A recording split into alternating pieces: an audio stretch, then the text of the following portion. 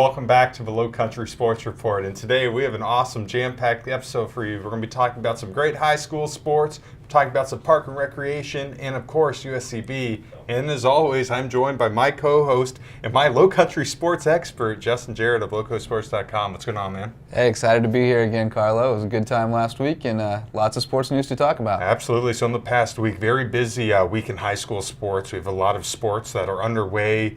We have some great basketball action, and that's where we'll get to. But let's start with soccer. Yeah, soccer season's starting to get rolling out. Published the season preview capsules on Loco Sports last week, so you can check those out on the website if you want to kind of get up to speed on all the local teams. May River looking very strong. They had a nice 4-1 win over Hilton Head last week. Bluffton is off to a great start as well. They beat John Paul II on Tuesday 4-0, so they're playing well. And then Hilton Head Christian Academy has been the team to watch the past couple of years, 2-time defending state champs, and an alum has taken over that program and has a lot of good things going there, Pete Savarese, and I know you got a chance to catch up with him the other night. Yeah, I really enjoyed that. They are such a dominating team. Like, they are amazing. They are the kings of their division. I just love the players and the coach. Coach Peter's a really cool dude. It's really awesome. He's coming in his first year as a head coach, and for him, he's taking over a team that's won 2 state titles in a row. And the fact that he played 3 seasons at Hilton Head Christian Academy, I was talking to their players about him, and they all love him. They seem like they have great team chemistry there. Yeah, it's crazy for me to see a guy I covered in high school is now a head coach. But they're off to a good start with their season opener, or first couple of games they got W's. So good to see him doing well, and they've got a lot of talent on that club. Absolutely. One thing I really like about them is that they're so driven. They're not satisfied. Yeah, they've won 3 state titles in a row, or 2 state titles in a row. They're going for the 3rd, but they want another one. And what I like is they want it for their coach. They want to give their coach one.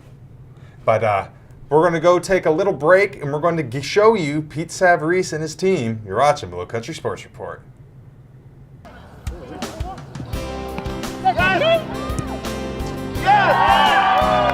It's a great feeling. I've worked with Dylan Curtis, who is the head coach last couple of years, and built an amazing program.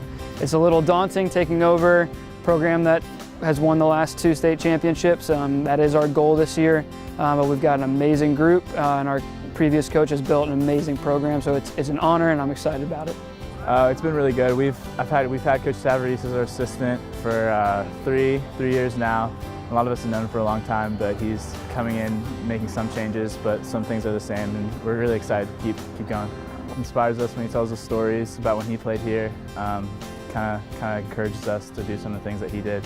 He had a great career. Actually, my dad used to coach him in high school, and I've known him pretty much my whole life. It's funny, when I came back, I didn't have any intention, and then I met Dylan Curtis, the previous coach, and Doug Langhouse, the current headmaster, and they showed me the new vision of the school, and I really felt at a good place. I wanted to come back and work here, and then it's been a privilege to be here for a couple of years now, and especially now as a head coach. Our objective is to take every game as it comes, every game one at a time, and to win each one, and the ultimate goal is the state championship. Definitely the same goal as we always had, go back and win another state championship, make it 3 in a row. The team's really trying to do that. When he went here, he didn't get one, so we owe it. I want to win it, obviously, just for a state championship, but especially for this core group of players. We have, I think, 9 seniors on the team this year, and a lot of them have been here since their freshman year. That's really my motivation, is to get these kids that have been here from the start another state championship. And welcome back to the Lowcountry Sports Report. Now, JJ, we got some good basketball to get into. Yeah, it was the final hurrah of the season. Ridgeland Hardyville going up to Columbia for the 2nd year in a row, trying to get a championship for Coach Faber, but didn't work out for them. They played a great first half.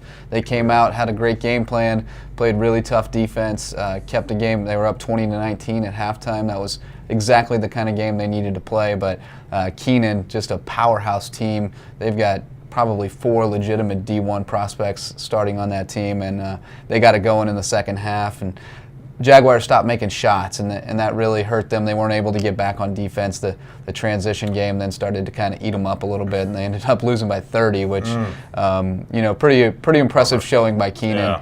Yeah. Tough break for the Jags. They had a really solid team this year. They're always going to come back strong because they've got a lot of talent coming through that school, but they will lose a couple of their big dogs, the Butler boys. So it's going to be a little bit of a rebuild next year, or a reload maybe, but hopefully they'll be able to get back there and give Coach Faber that championship. Like you mentioned, though, it's really cool to see we have a local team like Ridgeland Hardyville that is always there. Like they're kind of like the New York Yankees. They're always going to be in contention every year. Yeah, third time since 2015 in the state championship game for them, and second time they lost to Keenan, which is a state powerhouse. I think they've got 8 state titles now. So, they keep running up against that buzzsaw. Last year it was Southside, this year Keenan. But hopefully they'll be able to get back there. Again, tons of talent walking the halls at Ridgeland Hardyville, and Coach Faber usually gets like 80 to 100 kids to come try out for the team. So they're always going to have some talent. Now, speaking of the New York Yankees, we're now going to talk about baseball, but not the Yankees. We're going to talk about Hilton Head High School. Yeah, Hilton Head High off to an undefeated start. They've been run ruling just about everybody. Had a combined no-no the other night against Battery Creek. The competition level is going to step up for them soon, although they put it on Hilton Head Christian Academy pretty good, which is a solid Skeeza team. So they're off to a great start, looking good. And got a few other teams looking good on the diamond as well. Beaufort High is off to a great start too, and they won all their games in the preseason tournament at Bluffton and then swept their regular season opener. So got some good looking ball clubs. May River, of course, we talked about last week, going to be strong too. They dominate everything. But go take a quick little break, but when we come back, Matt Watts is going to be on the show. We're going to be talking about park and recreation sports.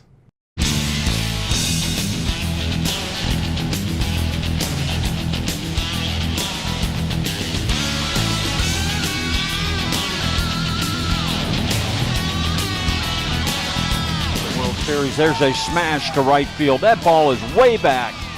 Gone. Nico Lang. So Beaufort County, home run, shot over the right field. And welcome back to the Lowcountry Sports Report. I am now joined by Matt Watts, Beaufort County Park and Recreation Deputy Director. And Matt, we had a lot of basketball going on last week. Let's talk about it. Yeah, it went great. We had a great crowd, great games. The Friday night game with the 8U boys, we had Bluffton and Beaufort playing that night, and it was a great game. Went down the wire, and Bluffton ended up taking the district. So they're off to Clemson this coming weekend to play for the state championship. On Saturday, with the 12U boys coming into town, and great games. Our Beaufort 12U boys did really well, made it to the championship game, but City of Charleston was just too much, and City of Charleston ended up winning. But Beaufort had a great showing on Saturday. Now, Matt, are these teams playing at a very high level? Are these very competitive games? Yeah, they are, absolutely. I mean, these are the best. I mean, it's the all-star programs for all the recreation departments within the state. So we're governed by the South Carolina athletic programs for basketball. So it's all of the all-star programs in each district. So this was our southern district that was playing this past weekend. So it was a lot of really good basketball being played. So for you guys, it must be pretty cool to see all these kids from Beaufort County coming together, the best of the best, and being on one team. That must be really cool. You're right. Because, I mean, you see a lot of good basketball during the season, but when all the best players from each team get to come and play together, and you really get to see good competitive basketball. Now, coming up, I understand we also have another big basketball tournament going on. Right, we're actually hosting for this weekend the 14U and the 17U state championship tournament.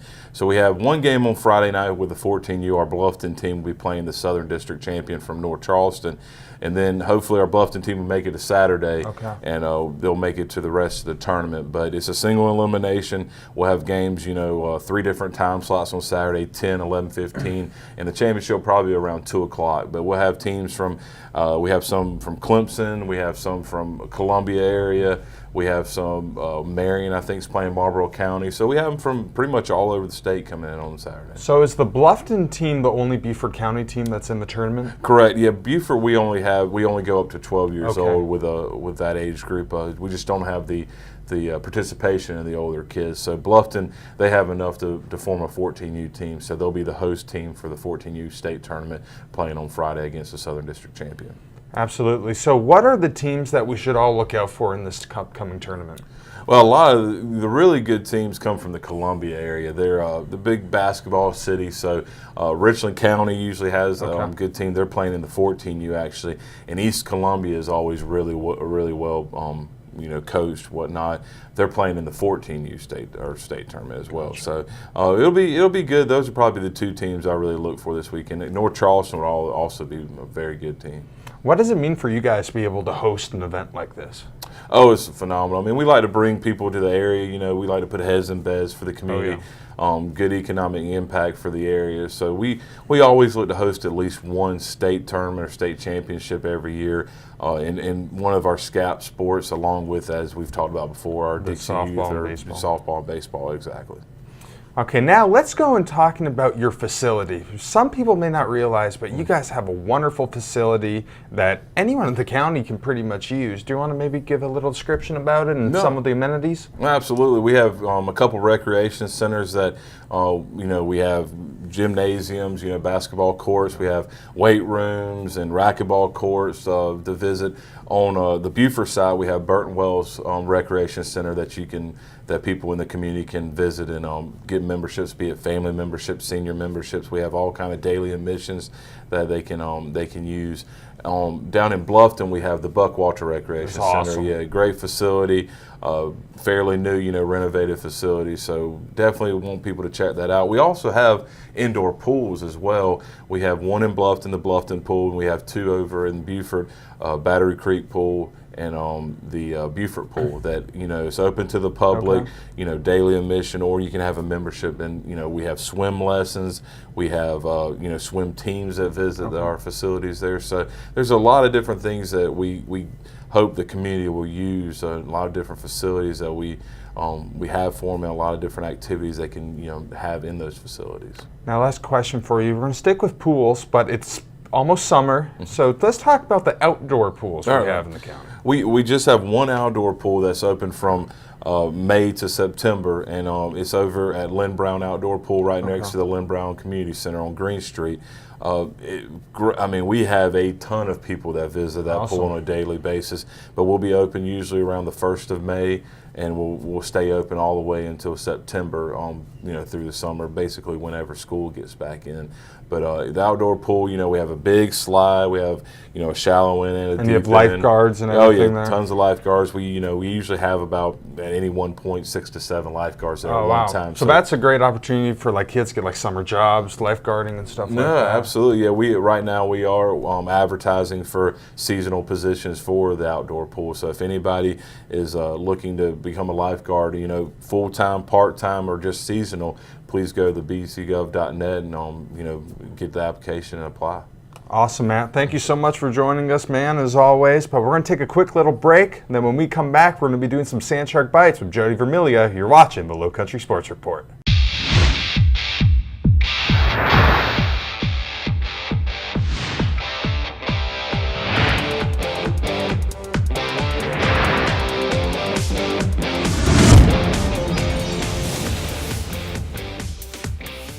And welcome back to Sand Shark Bites. I'm now joined by my USCB athletics expert, Jody Vermilia. You're a USCB broadcaster. Tell us a little bit about yourself, Jody. Oh gosh, well, I broadcast for USCB first 7 years ago, back in 2012, and left after 2013, took a different job, and now I'm back. He's back. Loving every second of it. To be back in Sand Shark Nation, being the voice of baseball, softball, and some other stuff, hopefully, too. And of course, you get to commentate some games with me, so you're at heaven. Already done some of that. It's been awesome. You keep it real. It's been great. So, Jody, let's get into it right away. Some big golf happening. Yep. Tell us about it. Well, we had the Sand Shark Invitational out at Oldfield. You were there, I believe. I was there. I lived there. And I believe 3 Canadians finished. They did. 1, 2, 3 for USCB. Mark Sweeney, Jacob Thomas, Bobby Dempsey. All 3 of those guys have been great. I mean, obviously Canadian, so that's really cool, but they bring a lot to that team, and that team has great team chemistry, Jody. Of all the teams, the golf's really, they have the best chemistry. They're really cool with each other. They're all buddies, and it shows off. And now what about the ladies? They were in action as well. Ladies played in Columbus. They played the Lady Cougar Invitational, and they placed 6th. And their lead girl Led by was Vanessa Vanessa Schlew. Schlew, yes. Delia Prescia put on a great performance. That team has really been great too. For years and years, they've been very dominating. And at this past semester, they lost 3 seniors. So that was a big loss. And a lot of people were like, could they be the same? And you have players like Vanessa Schlew, Delia Prescia making great impacts. Blanca Porta is considered as their number 1. She had a bit of an off tournament, but it's okay. She's going to bounce back. She actually, I believe she won the Sandshar Classic, the lady one, in Oldfield last semester. So she's going to be great this season. And now let's switch over to a little bit and let's go to a sport that you cover. Sure. And let's talk some baseball. Absolutely. What are some positives we can get to? Sand Sharks have swung the bats well all of 2019, doing very well. We had Bragg Easton hit his first home run of the year, first home run for the Sand Sharks at Sand Shark Park. That's a big recently. field. That's a big deal. Chris Hitchman has pitched well for the Sand Sharks. Big Cat. That's Big his Cat. name. Harrison Merck has pitched well for the Sand Sharks. Eamon Collins, who's been an addition this year, he's has also great. pitched very well. He's also a good hitter Yep. for the Sand Sharks. He's come in a couple of pinch hitting situations for USCB. So baseball team has a lot of positives. One of the things that I've noticed this year is their defense has been superlative, particularly with Tavares Terrell at third base. He can really pick it, and he put on a clinic against Bryant and Stratton. Yeah, they really have some great infielders. You know, you got Terrell, but you also got Stephen Mojica at short, Mojica, Chris Vasquez at second. and then Tristan Triplett comes in sometimes too. He's a great addition. You got the platoon of Winthy and Easton over at first. Winthy sometimes That's a does great DH. infield. It's a solid infield and a good then- outfield. And then for hitting, you know, guys like Bragg Easton, Robbie McKinney's been a guy I've been McKinney's very been doing impressed very with. well. Bobby Winthy, I mean, Tristan possible Triplett's on home a tear run. right now. Yeah.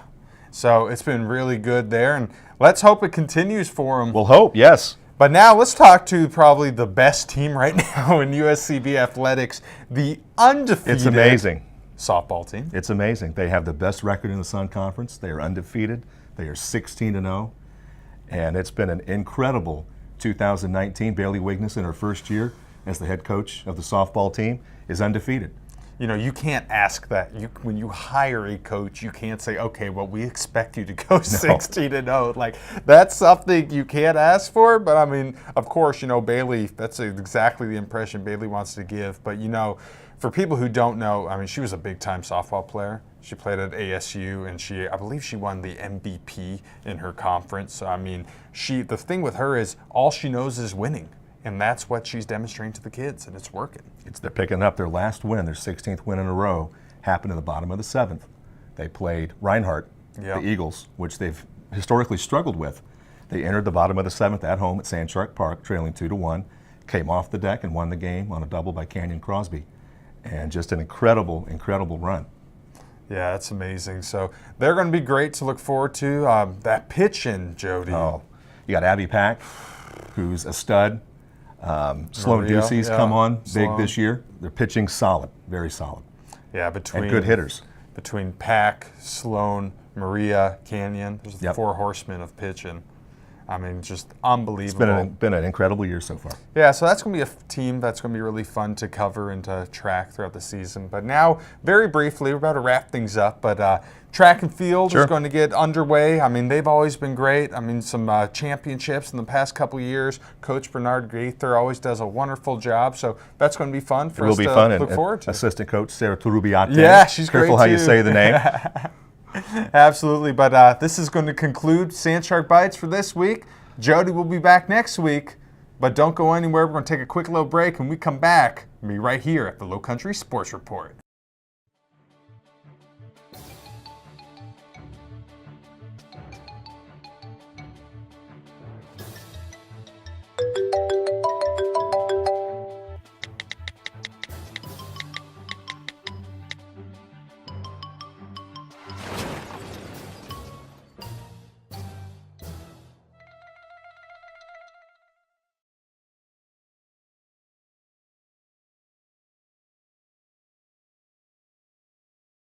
And welcome back to the Lowcountry Sports Report. Now, Justin, we have some sports to preview, both track and field and softball just getting underway.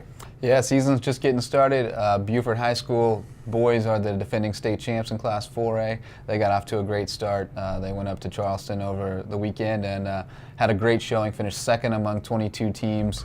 Wando, the 5A champ from last year, the only team that beat them. So they're picking right up where they left off. Now they do have to replace Reggie Jones, who was the Class 4A track and field athlete of the year. So those are some pretty big shoes to fill, but they have some really impressive track athletes over there at Beaufort, and Coach Alvin Harvey doing a great job over there with that squad. So May River also got underway with their track season, and Whale Branch and Bluffton, and they had some strong performances, as well as Hilton Head High School. They had some strong performances, but nobody quite on par with Beaufort so far. They're looking good.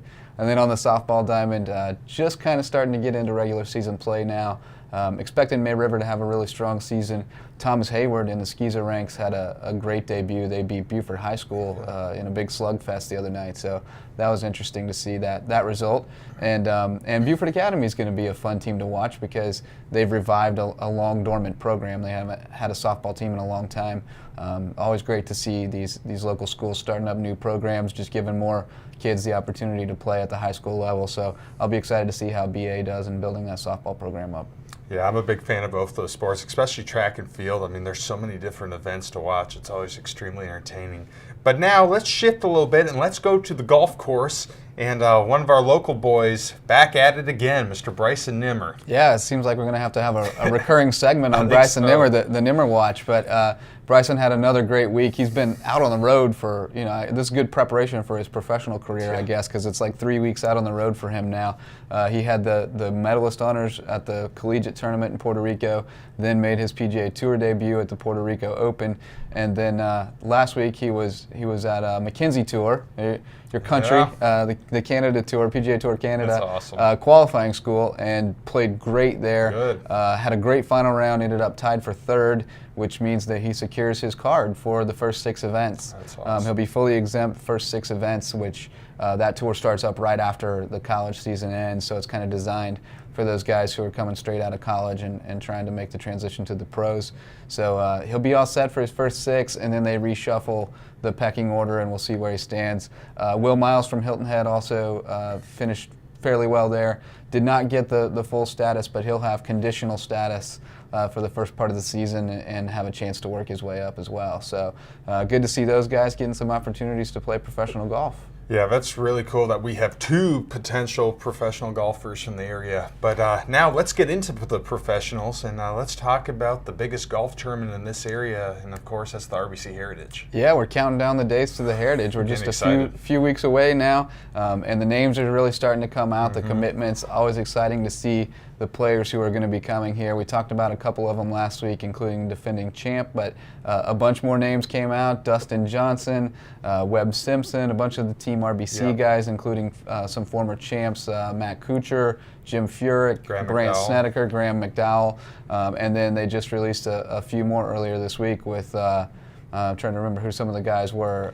Schauffele. Yeah, Xander Schauffele, Billy Horschel, your guy. I know you like him a lot. Charles Howell III. So a couple of big names that usually make their way down here, and fans will enjoy watching them play. One thing that I love about the tournament is, like, all those guys you've mentioned, they're all returning players. They've all played here before, and some of them, like McDowell, Horschel, Howell, this is like their 4th, 5th time playing the event. They realize it's such a big tradition, and they want to be part of it. I mean, it's right after the Masters, and you would think, right after the Masters, okay, let's take a break. But no, they like it so much that they'll give up their spring break and they'll come and play the Heritage. Yeah, and I mean, I think we've heard the term spring break for adults and things like that thrown around. Wilbot, how he refers to it. The families of the players, if you talk to them, especially the guys who have families, they love to come to Harbor Town.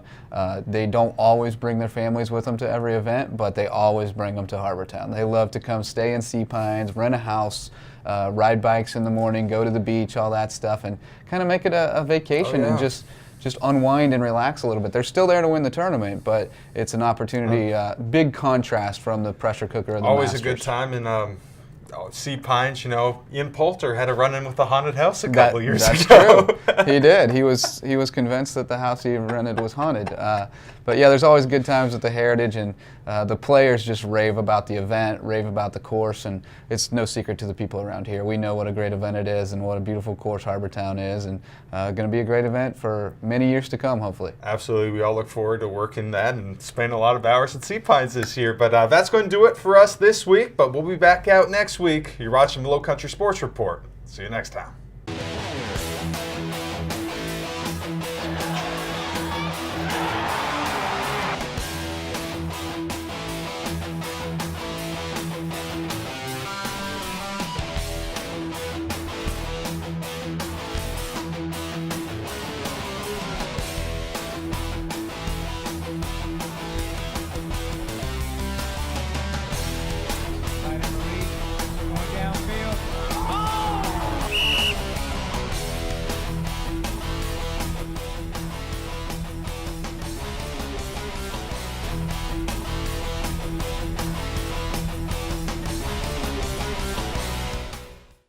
Hey, I'm Josh Reddick, World Series champ, and you're watching the County Channel.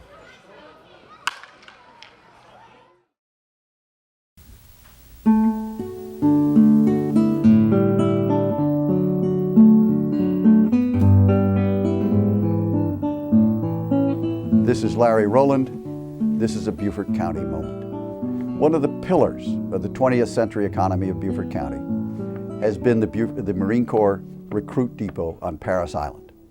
Officially opened in 1915, 70% of the Marines who served so heroically in the trenches in World War I were trained on Parris Island. The Marine Corps Recruit Depot on Parris Island is the first exclusively United States Marine Corps installation in the United States. It is, as Eugene Alvarez's book on the subject says, it is the cradle of the United States Marine Corps.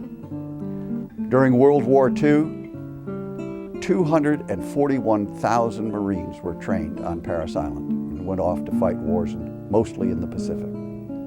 That's 10 times the population of Beaufort County during World War II. And so Parris Island became a very famous place, and of course, the principal engine of Beaufort County economy in the 1930s, 40s, and 50s. But in 1956, a tragedy occurred on Parris Island which sullied the reputation of Parris Island and of the United States Marine Corps. It was called the Ribbon Creek Incident. One of the old Corps drill instructors, Sergeant McEwen, decided that he would take his company of recruits out for a night march as a form of toughening them up and perhaps as a form of punishment. He marched them into the marshes that border Parris Island, and he marched them into the marshes of Ribbon Creek. Neither he nor his recruits understood that many of the creeks on an outgoing tide can be very fast running and very deep. As the men tried to wade the creek with heavy packs on their back, many of them got caught in the current. Several of them struggled and died. This made the newspapers with lurid photographs that found the cover of Life magazine at the time. The Marine Corps was embarrassed, Sergeant McEwen was court-martialed, and the Marine Corps had to change the form of its tough World War II training on Parris Island. But the Ribbon Creek incident brought Beaufort County and Marine Corps Recruit Depot bad publicity for the first time since 1915. This is Larry Rowland. This has been a Beaufort County moment. To see more Beaufort County moments, go to the Beaufort County Library homepage and click on the Local History tab.